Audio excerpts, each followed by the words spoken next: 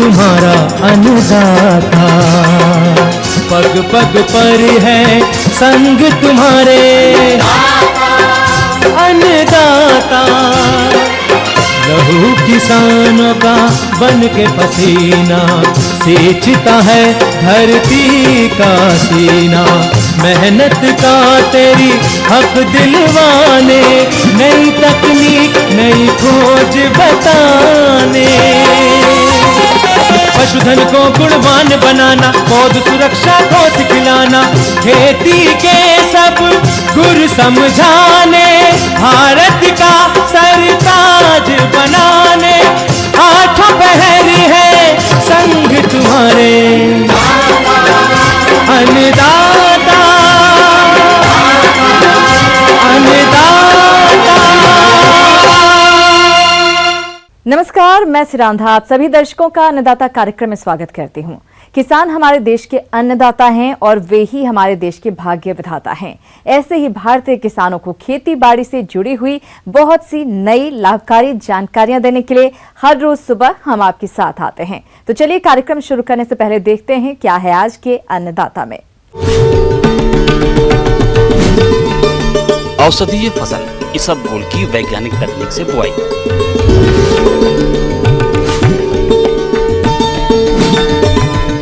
नींबू के बाग में इस समय किए जाने वाले आवश्यक कार्य।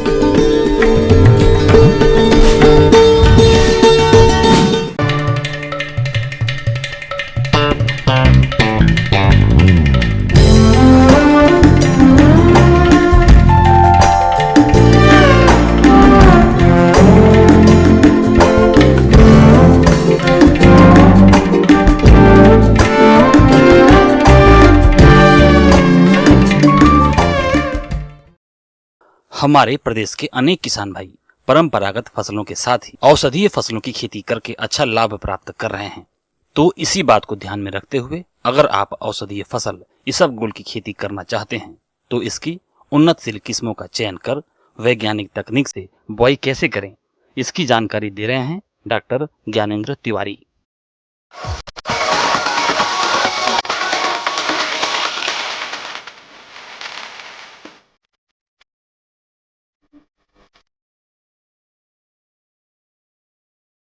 रबी के जो सीज़न है उसमें कुछ औषधि फसलों की खेती इस समय काफ़ी जोर है कि औषधियों की खेती करके किसान भाई एक तो अपनी फसल की विविधता तैयार करके घाटे को कम कर सकते हैं, दूसरा औषधि फसलों का जो मार्केट होता है वो कैश का मार्केट होता है, तो उसकी खेती से किसान भाइयों को अतिरिक्त लाभ मिल सकता है। तो आज हम आपसे बात करेंगे इसबगोल। इसबगोल एक ऐसी फसल है जिसका राष्ट्रीय और अंतर्राष्ट्रीय स्तर पर बहुत ज़्यादा मांग है। इसका जो वैरायटी हैं वो गुजरात से गुजरात इसबगोल 1, 2, 3, जवाहर इसबगोल 3। तो मध्य प्रदेश के संदर्भ में जवाहर इसबगोल 3 काफ़ी मात्रा में लगाई जाती है। यह प्लांटेगो ओवाटा की प्रजाति है और कमर्शियली यही ज़्यादा काम में आती है। इसका उत्पादन अच्छा होता है। किसान भाइयों, यह इसबगोल का अधिक उत्पादन देने वाली किस्में हैं। आप इनमें से किसी भी किस्म का चयन कर सकते हैं। इसके अलावा खेती की तैयारी और खाद उर्वरकों का प्रयोग कैसे करना है, आइए जानते हैं। तो किसान भाइयों, इसकी खेती कैसे करें आज हम इसके बारे में बताते हैं। तो इसकी खेती कहाँ करना चाहिए और कहाँ नहीं करना चाहिए इसका भी अनुमान लगा लें। जिस समय उसके दाने बन जाते हैं और पक जाते हैं उस समय अगर ज़्यादा ओस भी गिर गई तो इसके सारे दाने बिखर के खेत में ही रह जाते हैं। इसलिए इसकी खेती उन जगहों में नहीं की जाती जहाँ पर मावठा फरवरी मार्च में गिरता है, क्योंकि मालवा में इस तरह का मौसम नहीं होता, इसलिए मालवा इसके लिए मुफीद है। बाकी आजकल तो ये भोपाल और यहाँ तक भी विदिशा तक भी इसकी खेती होने लगी है। तो पहली चीज़ तो खेत की तैयारी। खेत की तैयारी के लिए किसान भाइयों, इसके बीज काफ़ी छोटे होते हैं, तो इसका जो खेत तैयार करते हैं उसकी जो टिल्थ होती है बहुत महीन होनी चाहिए। अच्छा बारीक खेत होना चाहिए, ढेले वाला नहीं होना चाहिए और भुरभुरा होना चाहिए, ताकि इसका जर्मिनेशन अच्छा हो और फसल अच्छी तैयार हो। तो खेत की तैयारी के लिए आप ज़मीन को अच्छी तरह से जुताई करके 2 बार और उसके बाद उसमें डिस्क चला के ज़मीन को अच्छी तरह से भुरभुरी बना लें। और डिस्क चलाने के पहले उसमें 10 से 12 टन गोबर की खाद सड़ी हुई उसमें खेत में मिला देते हैं, जिससे कि खेत में अच्छी तरह से मिल जाए। रासायनिक उर्वरक को भी आपको लगभग 40 से 50 किलो DAP अंतिम जुताई के समय उसको खेत में मिला देने से आपको बाद में उसके फर्टिलाइज़र की समस्या नहीं रहती है। वैसे इसका जो नत्रजन फर्टिलाइज़र है उसके लिए इसका रिस्पांस अच्छा है, तो अगर आप सिंचित उसमें अच्छे से इसको कर रहे हैं तो लगभग 50 किलो यूरिया, जब खेत में ये फसल 35-40 दिन की हो जाती है उस समय इसको पानी देने के बाद इसको ऊपर से टॉप ड्रेसिंग कर देते हैं, तो इसका उत्पादन लगभग 1.5 गुना तक बढ़ जाता है। किसान भाइयों, औषधीय फसल इसबगोल के अधिक उत्पादन के लिए बीज की उचित मात्रा और बीजोपचार करते हुए वैज्ञानिक तकनीक से बुआई कर फसल का प्रबंधन कैसे करें, इसकी जानकारी कुछ इस प्रकार से है। अब आपकी बुआई के लिए इसको बुआई के पहले बीजोपचार कैसे करें। इसके जो बीज होते हैं इसके ऊपर जो भूसी होती है वो बहुत ज़्यादा पानी के प्रति संवेदनशील होती है, और अगर इसमें पानी मिलाकर अगर आप बीजोपचार करते हैं तो आप ये समझ लें कि उसकी लुगदी बनने में टाइम नहीं लगेगा, बोने लायक आपका बीज रहेगा नहीं। तो इसलिए इसकी सूखा बीजोपचार करते हैं जिसमें बावस्टिन को 3 से 4 ग्राम या थायरम दोनों को मिला के 2-2 ग्राम और उसको प्रति किलो के मान से मिलाकर और उसको हाथ से अच्छी तरह से मिला लेते हैं और उसके बाद इसकी सीधे सीधे बुआई कर देते हैं। इसके बाद इसका जो बीज दर होती है, बीज दर 4 से 5 किलो प्रति हेक्टेयर के मान से, इससे ज़्यादा अगर आप बीज डालेंगे तो पौधे बहुत घने हो जाते हैं और उनमें टिलरिंग नहीं हो पाती है, उनके नए नए कल्ले नहीं फूट पाते हैं, जिसके कारण उत्पादन कम होता है। बुआई के लिए आमतौर पर इसको ड्रिल से ना करके इसको हाथ से ही इसकी बुआई करते हैं, पर अगर लाइन से बुआई करते हैं तो उसका फ़ायदा ये होता है कि उसमें निदाई गुड़ाई में आसानी होती है, पानी देने में आसानी होती है और हम उसको जान पाते हैं कि इसका खरपतवार कहाँ है और फसल कहाँ है। तो उसको आप सीड ड्रिल से करें तो बेहतर होगा। एक सावधानी और रखते हैं कि इसका जो जब बोते हैं तो आपकी एक कतार से दूसरे कतार के बीच में 30 से 35 सेंटीमीटर की दूरी होनी चाहिए, तो उसको मेंटेन करके आप उसको सीड ड्रिल में लगाते हैं तो आपको उसका अच्छा रिजल्ट मिलते हैं।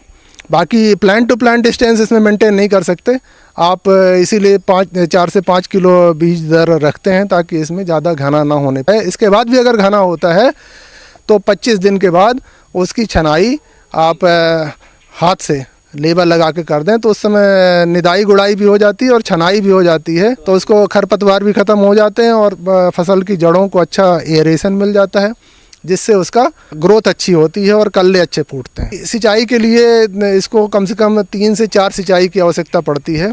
तो पहली सिंचाई तो इसको फसल को लगाने के तुरंत बाद करते हैं। दूसरी सिंचाई आपका 25 से 30 दिन जब आपकी पहली छनाई होती है उसके बाद इसको करते हैं, और इसके बाद आपको जब 50 दिन की फसल होती तब एक बार कर देते हैं।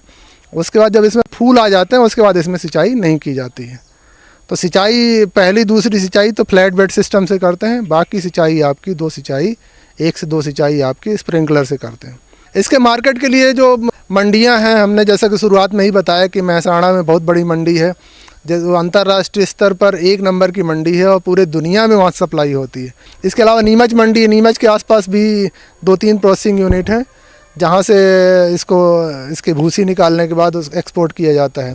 किसान भाइयों, अभी तक आपने खेती से जुड़ी हुई कुछ उपयोगी जानकारियां देखी। अब लेते हैं एक छोटा सा ब्रेक, जल्द ही लौटेंगे और कार्यक्रम में आगे भी हैं खेतीबाड़ी से जुड़ी हुई महत्वपूर्ण जानकारियां। आप बने रहिए हमारे साथ।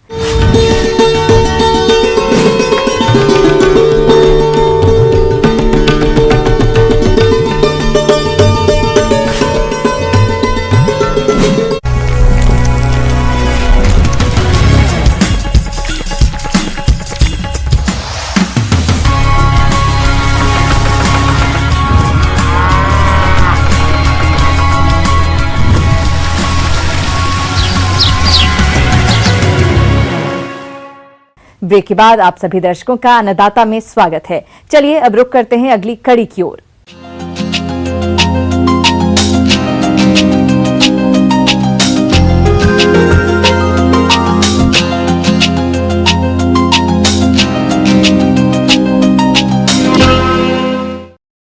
फल बागों में यदि नींबू की बात करें तो इसके बाग प्रदेश में सभी जगह देखने को मिल जाते हैं, और जिन किसानों ने नींबू के बाग लगा रखे हैं वे इनसे गुणवत्ता युक्त फल तभी प्राप्त कर सकते हैं जब बाग की उचित देखरेख करेंगे। तो नींबू के बाग में इस समय कौन कौन से कार्यों को करना जरूरी है, इस बारे में जानकारी दे रहे हैं विषय विशेषज्ञ प्रवीण वर्डे।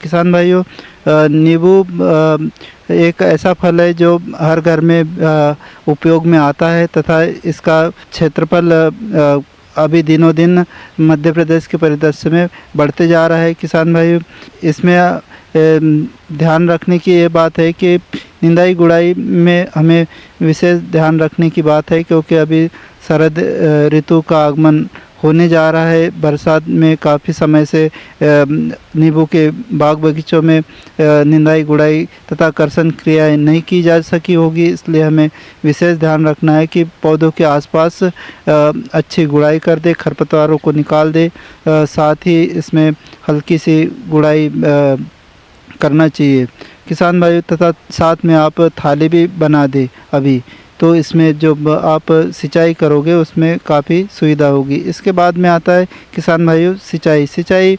अभी बरसात में फलों में सिंचाई की आवश्यकता नहीं थी, क्योंकि बरसात काफ़ी लंबे समय से हो रही थी, लेकिन जैसे ही आपको नमी कमी दिखने लगे तो आप सिंचाई कर सकते हैं। शरद ऋतु में आप करीब 10 से 15 दिन के अंतराल पे सिंचाई करते रहे। यदि सिंचाई में ड्रिप विधि का इस्तेमाल करते हैं तो इसमें अच्छा उत्पादन प्राप्त होता है तथा पानी की भी बचत होती है। नींबू के बाग से गुणवत्ता युक्त अधिक फल प्राप्त करने के लिए बाग में पोषक तत्व प्रबंधन करना भी जरूरी होता है। तो आप पोषक तत्वों का प्रयोग कब और किस तरह से करें, इसकी जानकारी कुछ इस प्रकार से है। किसान भाई, इसके साथ में आता है खाद एवं उर्वरक। खाद एवं उर्वरकों में जैसे कि यूरिया, डीएपी, पोटास, इसकी मात्रा देना चाहिए। किसान भाई, इसमें आप नाइट्रोजन के लिए यूरिया करीब 100 ग्राम प्रति पौधे के हिसाब से, 200 ग्राम डीएपी प्रति पौधे के हिसाब से, साथ में पोटास को आपको 150 ग्राम प्रति पौधे के हिसाब से, उम्र के हिसाब से देना चाहिए। यह जो मात्रा मैंने बताई यह है करीब 5 से 7 वर्ष के पौधे के लिए। किसान भाई, इसके साथ में नींबू में काफ़ी माइक्रोन्यूट्रेंट की अधिकता की आवश्यकता होती है। इसके लिए आप जिंक, बोरान, सल्फर, मैग्नीशियम इसका समावेश कर सकते हैं। इसमें आप स्प्रे के द्वारा भी इसे दे सकते हैं। किसान भाइयों, ये सब उर्वरक आप निंदाई गुड़ाई करने के बाद में थाले में दे सकते हैं तथा मिट्टी को ढक दे। इसके बाद में आप वर्मी कंपोस्ट और साथ में गोबर खाद को भी आपको देना होगा। किसान भाइयों, नींबू के बाग को कुछ रोग और कीटों द्वारा अधिक हानि पहुंच जाती है, लेकिन हमारे कुछ किसान भाई इनकी रोकथाम के उपायों पर कोई विशेष ध्यान नहीं देते हैं, जिससे उनके नींबू के पौधे बहुत कमजोर हो जाते हैं और उत्पादन में कमी आ जाती है। तो कैसे करें रोग और कीटों का नियंत्रण, आइए जानते हैं। कीट इसमें काफ़ी मात्रा में नुकसान पहुंचाते हैं, जैसे रस चूसने वाले कीट जैसे थ्रिप्स हुआ, माहू हुआ, ये पत्तियों के ऊपर रस चूसते हैं जिससे नुकसान पहुंचाता है। और इसके नियंत्रण के लिए आप इमिडाक्लोप्रिड दवा 3 लीटर पानी में 1 ml प्रति डाल के आप इसका स्प्रे कर सकते हैं। किसान भाई, इसके बाद में आता है जैसे कि लीफ माइनर भी काफ़ी नुकसान पहुंचाता है, जिससे सांप जैसे इसमें दाग बन जाते हैं। किसान भाई, इसके लिए आप कोई भी सिस्टेमिक इंसेक्टिसाइड का यूज़ कर सकते हैं, जैसे कि इसमें मेटासिस्टाक हुआ, इसका उपयोग कर सकते हैं। किसान भाई, इसके बाद में आता है लेमन बटरफ्लाई। ये रंग बिरंगे रंग की तितलियाँ होती है जो कि इसमें एग लेइंग करती है फूलों के ऊपर, बाद में ये फलों को सड़ा देती है। किसान भाई, ये सब कीड़ों की बात हुई। इसके बाद में आता है रोगों में सबसे ज़्यादा खतरनाक बीमारी कैंकर है। कैंकर आपने देखा होगा प्राय कि फलों के ऊपर तथा पत्तियों के ऊपर तांबे के रंग के पीले आकार के धब्बे बन जाते हैं, जिससे उसकी उत्पादन क्षमता तथा उसकी क्वालिटी ख़राब हो जाती है। किसान भाइयों, इसके नियंत्रण के लिए आप स्टेप्टोसाइक्लिन 15 लीटर पानी में 2 ग्राम इसका पाउडर घोल के स्प्रे यदि करते हैं आप करीब 7 दिन के अंतराल पे, तो एक कैंकर की समस्या से मुक्ति पा सकते हैं। किसान भाई, इसके बाद में आता है उकटा रोग। उकटा रोग भी काफ़ी नुकसान पहुंचाता है। इसके कारण पौधा सूखने लगता है। इसके नियंत्रण के लिए आप दवा का पौधों के जड़ों में डाल के गुड़ाई करना चाहिए। किसान भाइयों, इन्हीं सब बातों का ध्यान आप खेती में रखते हैं नींबू की, तो अच्छा उत्पादन प्राप्त कर सकते हैं। धन्यवाद। आगे और भी हैं खेतीबाड़ी से जुड़ी हुई बहुत सी रोचक जानकारियां, पर यहां पर रुकेंगे एक और छोटे से ब्रेक के लिए। जल्द हाजिर होते हैं।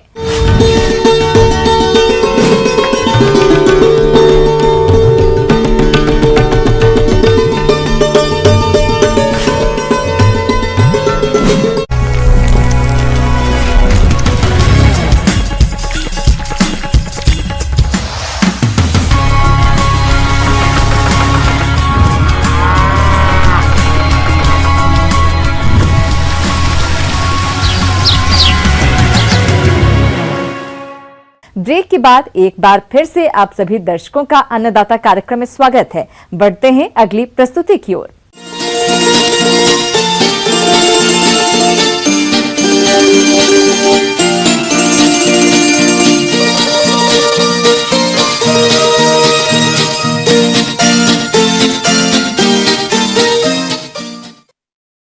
किसान भाइयों, आज बढ़ती बेरोजगारी को देखते हुए ये जरूरी है कि बदलते समय की मांग के अनुसार व्यवसायों को अपनाया जाए, तभी अच्छी आमदनी मिलेगी।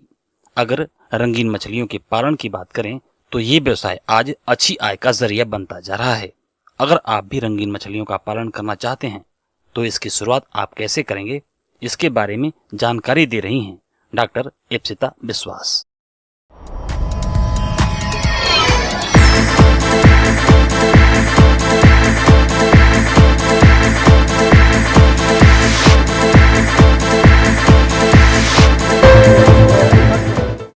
मछली के प्रजनन एवं पालन हम लोग के देश में अभी बहुत जागरूकता फैला रहा है, क्योंकि एक्वेरियम तो पहले से ही बहुत लोग रखते थे, पर इसका प्रचार और इसकी महत्व अभी धीरे धीरे ज़्यादा हो रहा है।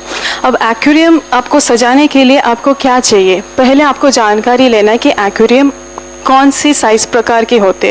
एक्वेरियम 3 प्रकार के होते। एक तो मीठा पानी का एक्वेरियम, एक है ब्रैकिश वाटर मतलब मीठा पानी और सामुद्रिक पानी को मिलाकर एक एक्वेरियम बनते हैं, और एक बनता है सामुद्रिक एक्वेरियम। बिहार और झारखंड में ज़्यादातर मीठा जल एक्वेरियम ही ज़्यादा होता है, क्योंकि बिहार में आप सामुद्रिक पानी नहीं मिल सकता है, इसीलिए फ्रेश वाटर एक्वेरियम ही ज़्यादातर प्रचलित है। शहरों में एक्वेरियम छोटे आकार से लेकर बड़े आकार तक के होते हैं। बाजार में 15 इंच से 15 फीट तक साइज के एक्वेरियम उपलब्ध हैं। सबसे छोटे साइज का एक्वेरियम 12 गुणा 6 इंच का होता है। इस छोटे आकार के एक्वेरियम में मछलियां ज्यादा बढ़ती नहीं हैं। इतने बड़े आकार के एक्वेरियम में 4 से 5 जोड़ी मछली को रख सकते हैं। इसी तरह क्या करना है, अब आप उसको सजाना पड़ेगा। सजाने के लिए पहले क्या करना है, आपको नीचे एक अच्छे से फिल्टर लगाना पड़ेगा, ग्रामेल फिल्टर उसको बोलते हैं। उसके ऊपर आप हर रंग बिरंगी ग्रेवल पीबल्स होते हैं, जैसे पत्थर, हर कलर की पत्थर होता है। वो 2 से 2.5 सेंटीमीटर, नहीं तो ज़्यादा से ज़्यादा 4 से 5 सेंटीमीटर के अलग अलग साइज़ का होते हैं। ये भी एक फ़िल्टर का काम करता है। तो पहले आप क्या करेंगे, थोड़ा बड़ा वाला पीबल्स रखेंगे, उसके ऊपर आप छोटा छोटा पत्थर डाल देंगे, और जितना कलरफुल आप बनाएंगे उतना वो प्राकृतिक के रूप लेगा। साथ ही साथ आप सैंड भी डाल सकते हैं, मतलब बालू डाल सकते हैं उसके ऊपर। एक्वेरियम में पानी हमेशा क्लोरीन रहित, शुद्ध एवं ताज़ा होना चाहिए। पानी भरते समय एंटी क्लोरीन डालना चाहिए। मछलियों के लिए हितकर होता है। बोर पानी अगर इस्तेमाल कर रहे हैं तो पहले बोर से पानी एकत्र करके 2 दिन बाहर रखना चाहिए और फिर उसे एक्वेरियम में डालें। पानी में 10 से 20% जितना भी आपका स्पेस है उसे 10 से 20% खाली रखना चाहिए। आप पूरा भी कभी पानी उसमें मत डालिए। अब पानी को आप 4 से 5 दिन बिल्कुल कुछ नहीं कीजिए, क्योंकि आप वो वाटर को कंडीशन कर रहे हैं। क्योंकि मछली जब आपके पानी में आएगा तो उसको कंडीशन वाटर चाहिए। इसी तरह आप क्या करेंगे, एक फ़िल्टर लेंगे, क्योंकि हमेशा वाटर को प्यूरिफाई करना है, क्योंकि जब आपका मछली रहेगा तो उसका जितना भी एक्सक्रीटा आ रहा है वो उसको साफ़ करना है, पानी को हमेशा साफ़ रखना चाहिए। तो पानी साफ़ रखने के लिए हम लोग फ़िल्टर का इस्तेमाल करते हैं। अब फ़िल्टर मैकेनिकल भी होता है, बायोलॉजिकल भी होता है, तो वो आपको ये करना है कि आप कौन सा फ़िल्टर इस्तेमाल करना चाह रहे हैं। एक्वेरियम के अंदर के सौंदर्य को बढ़ाने के लिए उसमें जलीय पौधों को उगाइए, क्योंकि इसकी वजह से उसे एक्वेरियम में प्राकृतिक ऑक्सीजन मिलता है और एक्वेरियम और भी अधिक आकर्षक दिखने लगता है। साथ ही मछली का जीवन समय भी बढ़ जाता है। एक्वेरियम में आहार देने का भी बहुत सारा तरीका है। आहार में हमेशा याद रखना है, क्योंकि ये मछली छोटा साइज़ का रहता है, जैसे कि 4 सेंटीमीटर लगभग ज़्यादा से ज़्यादा, तो उसका साइज़ भी छोटा होना है। तो बाहर ही आप जब भी कहीं जाएंगे, पेट शॉप करके जितना भी एक्वेरियम का दुकान है वहाँ पर आप बोलेंगे कि आप पिलेटेड फीड दीजिए, क्योंकि उसमें कुछ पिगमेंट रहता है, जैसे ऑप्टिमम करके एक आता है, उसमें से अगर आप लेते हैं उसमें कैरोटीनाइट करके एक पिगमेंट आता है, जिससे कि आपके मछली का जो कलर है वो और भी ज़्यादा निखारे। कभी कभी ये भी देखा गया है कि आप 1 हफ्ता नहीं है घर में, तो उस टाइम में आप बिल्कुल टेंशन नहीं लीजिए, क्योंकि आप पूरा संपोषण अगर पोषक देते हैं तो वो धीरे धीरे वो ले लेगा। और ऐसा भी नहीं है कि आपको हर रोज़ एक्वेरियम में खाना देना है, क्योंकि अगर आप ज़्यादा खाना देते तो पानी का गुणवत्ता भी खराब हो सकता है। यहाँ इस बात को ध्यान में रखें कि एक्वेरियम के ऊपर सीधी सूर्य की रोशनी नहीं आनी चाहिए, क्योंकि धूप लगने पर एक्वेरियम में फफूंद जैसा हरा कवक पनपने लगता है, जो मछलियों को नुकसान पहुँचाता है। इसके अलावा एक्वेरियम के पानी का तापमान ज्यादा या कम होने से मछली के ऊपर दबाव पड़ता है और मछलियाँ मरने लगती हैं। एक्वेरियम कहाँ रखना है वो भी बहुत है, क्योंकि बहुत ही इम्पोर्टेंट है, क्योंकि एक्वेरियम बिल्कुल डायरेक्ट सनलाइट के सामने नहीं रहना चाहिए, क्योंकि वो एल्गल का ज़्यादा फॉर्मेशन हो जाता है। और कभी भी दरवाज़े के अगल बगल में नहीं रखना चाहिए, क्योंकि मछली को डिस्टर्बेंस हो सकता है। अब एक्वेरियम में रोग भी बहुत, एक्वेरियम के मछली जैसे सजावटी मछली का भी बहुत सारा रोग होता है। तो पहले आपको रोग पहचानने से पहले आपको उसका सिम्टम पता चलना पड़ेगा कि कैसे आप उसको उपचार करें। तो उपचार करने के लिए कभी भी देखिए कि आप खाना दे रहे हैं पर वो नहीं खा रहा, इसका मतलब है आपका पानी का गुणवत्ता सही नहीं है। गुणवत्ता अगर सही नहीं है तो उसको आप पानी बदलिए 10 से 15 दिन के अंदर। जब भी आपका पानी का रंग हरा या काला हो तो एक ब्लू करके एक ड्रॉप आता है, वो आप 5 बूंद 10-15 दिन के अंतराल में डाल दीजिए। साथ ही साथ जब आप देखेंगे कि पंख उसका सर रहा है, कि पंख उसका गिर रहा है, तो उस टाइम में आप पंख को काट के उसमें आयोडीन का ऑइंटमेंट लगा लीजिए। दवाई जितना भी बैक्टीरियल हो, फंगल हो या पैरासाइटिक हो, उसको पहले आप समझिए, समझने के बाद ही उसका उपचार कीजिए।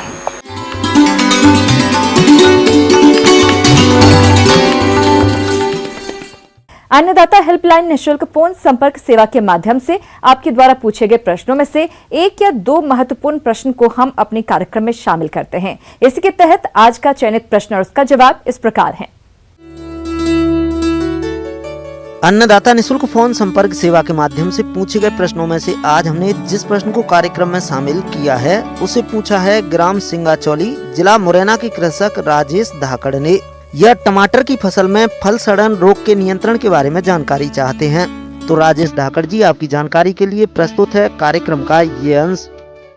किसान भाइयों, टमाटर का इस्तेमाल सब्जी, सलाद, अचार और अन्य कई व्यंजन बनाने में किया जाता है, जिस वजह से टमाटर की मांग साल भर बाजार में बनी रहती है और हमारे अनेक किसान भाई टमाटर की खेती कर अच्छा लाभ कमाते हैं।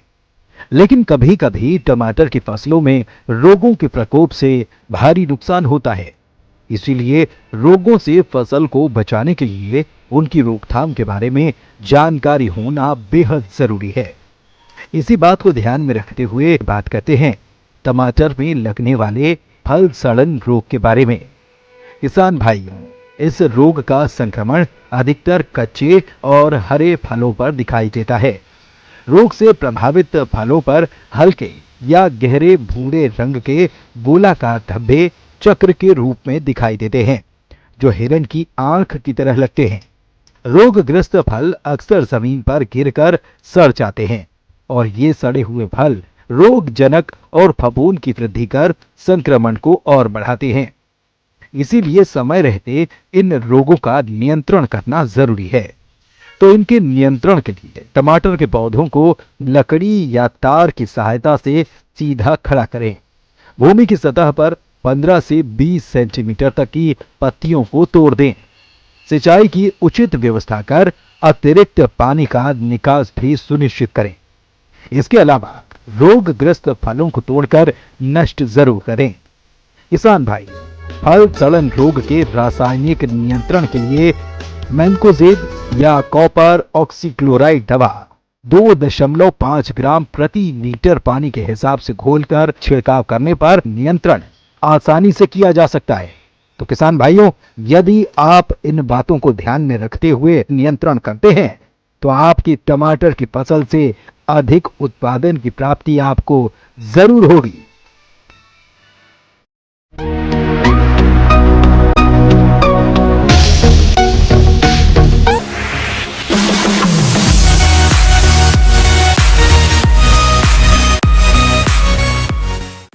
आइए अब एक नजर डालते हैं राज्य की कुछ चुनी हुई मंडियों के प्रमुख फसलों के बाजार भाव पर।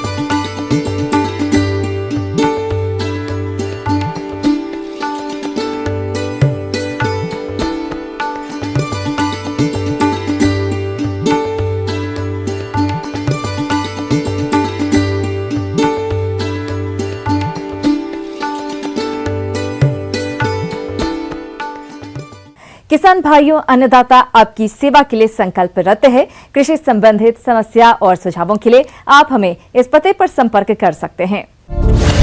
प्रोड्यूसर अन्नदाता, news 18 Madhya Pradesh Chhattisgarh, Ramoji film city Hyderabad 501512।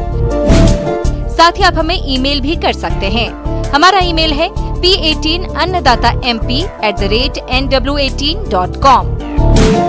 इसके अतिरिक्त आप हमें निःशुल्क हेल्पलाइन नंबर 180041921555 पर सोमवार से शनिवार सुबह 10 बजे से शाम 4 बजे के बीच संपर्क कर सकते हैं।